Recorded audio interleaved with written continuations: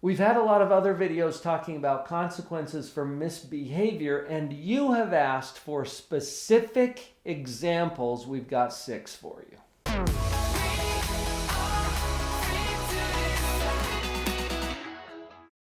Vicki, as we get into these examples of consequences for misbehavior, I feel to share just a really quick background of where we're coming from here. Mm-hmm. When we're dealing with misbehavior, we want to see less of that. Right, we're trying to diminish it. From a behavioral psychology standpoint, that means we're going to choose an appropriate punishment. Now, consequences are different kinds. There's punishments, there's reinforcements. We're talking today about punishment because punishment is what we use to decrease a behavior, and we want the misbehavior to go away. That's probably enough of the behavioral psychology to understand where we're coming from. Don't get too tripped up on the word punishment. That just is the behavioral psychology part of it. So we're going to give you some very useful tips and steps on how to decrease misbehavior. So one way to do this is to introduce something that they don't want. Okay, that's a type of punishment. All right. In this type of a consequence, we're giving them a penalty of some kind. I spend some time training NOVA officers. These are police officers who go into the school and instruct kids on a curriculum. I'm one of the founders for the program. And we've helped the officers who go into the classroom to know one way of doing this is to give a student a no card. Now, it's just a simple little card that says no or watch out or whatever because they're misbehaving. And in a classroom environment, you want to manage the class, right? Mm-hmm. You work in the schools, you know this. Mm-hmm. And for them to go over and simply place this card on the child's desk is a huge consequence because now they don't get to have a sticker or they forfeit certain privileges. So that's what we're talking about, some kind of a penalty. So you're not taking anything away, you're giving them a penalty, you're adding something to them. Yes, so specific example, you just hit your sister. That earns you 5 minutes in timeout. Yeah, so you're decreasing the behavior by adding. You're giving them something they don't want. That's called a positive punishment. Okay, another example might be your child says something, you say, whoop, that kind of language is disrespectful, and that gets you a red chip. 3 red chips, and you have a timeout. I don't want a red chip. So hopefully that decreases the behavior. Now this could be, you go down to the game store and you buy just a box of poker chips. There's red, there's blue, there's white. Mm-hmm. And they physically get a red chip. Or you put it, because you don't want them to toss it, right? Put it in you put it on a chart that you've already formed where you stick it on there. Or it's in a cup, right? Mm-hmm. But they get something they didn't want. One more example. This is one you might use with an older child. Let's say that it's someone who has some privileges to go out and you've got parameters around when they should come back home. You've been late coming home twice in a row. That means you get to create for me a 2-page essay about the importance of coming home on time before your next outing. Okay, they got an essay to write. Like, woo, lucky them. Right. Now, a little quick disclaimer, because we've talked in other videos and in our Parenting Power Up program that there are different kinds of consequences. Can you see that the one that I just shared with you requires what? Some maturity. Yes. Some cooperation, because you can't make them write that. You can't make them. It requires cooperation. So we're going to use that for kids who are on stage 2 or higher.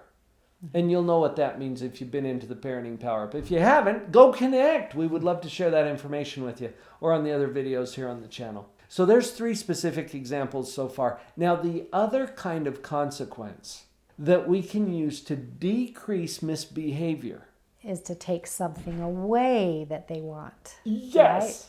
Right? Okay. And if you're taking something away, it has to be something that they want. Otherwise, it's not right. a true consequence. So we're going to take something away that they would rather keep. So let's say, for example, this is one that comes up in our positive parenting groups all the time. How do I help my kids behave at the store or at the doctor's office or at church? Okay, these are off-site. I'm going to call this an off-site setting.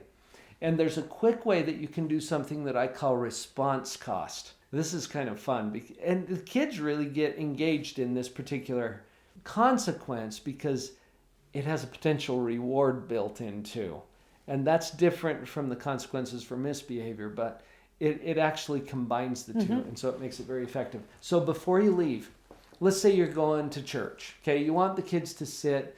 Church is not a place where they should be swinging from the chandeliers, right? Or dipping their cup in the water up there. You want to be really careful about what's going on in church, right? So you set it up beforehand and you get a little sandwich bag or something that has a few treats in it that they really like. And you show it to them. This is yours. And they're like, oh, sweet. Yep. Right? That's something they now own. They want to keep it. Right. And the consequence, so you tell them, look, we're going to church. It's important for you to sit on your pockets while we're in church. I learned that one from you. This was one we did. Back pockets, right? You're going to sit on those pockets so that they understand their little bum needs to be on the pew during church. So anytime your bum gets off of the pew, that's okay. It's just going to cost you one of these. And you got like 10 of them in there, okay? So during church, when they get up and start monkeying around or, pestering their brother or whatever, you're going to simply open that little Ziploc. You're going to reach in. You're going to take one of those treats. And I usually eat it. Let's be honest. I was going to say that's what I do too, but Vicki does it too. So we're on safe ground here. You just pop it in your mouth. It's gone. Yeah. They don't want it back at this point, but they didn't want to lose it.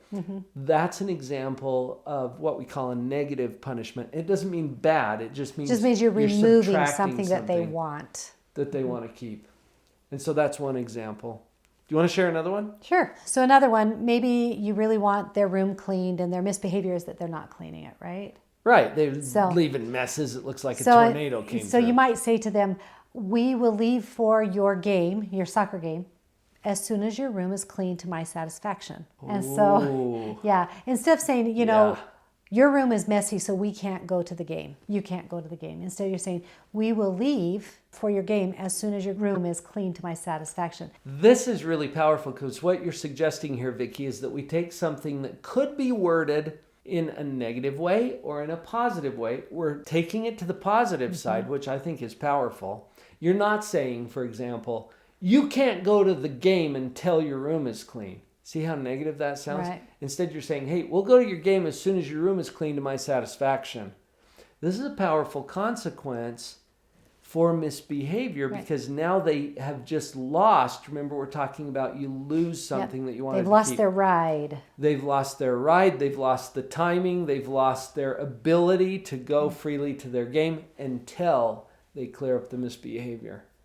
And that's a great example, especially for older kids who might be in that kind of a situation. That triggers another one for me, Vicki. We provide services as parents. You've noticed. Right, yeah. All kinds of services. Cook services, laundry services, taxi services. What if I were to take some of the services that I provide and tie it into a consequence for misbehavior or something that we're trying to shape or change? And here's an example of how that could work. My taxi services are free for those who get themselves up and ready for school on time. Okay, now listen to that. What is that implying? A lot of positivity and telling them exactly how they can access what they want. Which is free taxi services. Right. They expect me to give them a ride to school, right? Well, I'm sending them a powerful message. Hey, that's only free when you do the things that I've asked you to do. So if they're misbehaving by, dragging their feet and not getting themselves ready and resisting in the morning before school, you're still going to provide a taxi service, but now it's fee, not free. Right. And there's ways to enforce that we won't get into on this particular video. That just gives you another example of a consequence that you could use for the misbehavior. That's kind of creative and it stays on the positive side. And helps them to think. This is fun. With your parenting team, sit down and just come up with some of these ideas of things that you can do. Be creative in your parenting. Kind of give it a new facelift by thinking about ways that you can add something they don't want to decrease the behavior or to remove something they do want to decrease a behavior. Hey, up next is how to use natural and logical consequences. Make sure that you watch that one as well to increase your arsenal. And Vicki, you mentioned use your parenting team to brainstorm these things. Our positive parenting groups are a place where we're doing that with some power. And you might want to get involved in one of those. We would love to have that conversation with you. Click through below to get on your free discovery call. We call it a breakthrough call, where you get on with one of our team members to talk about the possibilities of taking your positive parenting to that next level. And we are honored to be on your team. Get on a breakthrough call right down there below. My eyes will never let it go.